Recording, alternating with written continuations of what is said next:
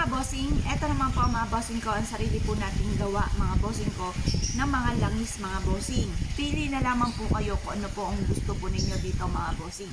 Mas pinaka-importante kapag gustong gusto nyo ang inyo pong inabail mga bossing, hindi napipilitan ka.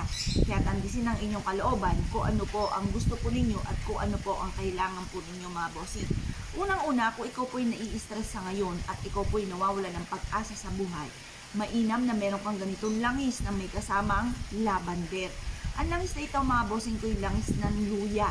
Swerte po ito mga bossing ko dahil ito po pwede nyo ipahid sa mga kasukasuan ninyo na masasakit or kaya ang inyo pong isipan ay masakit.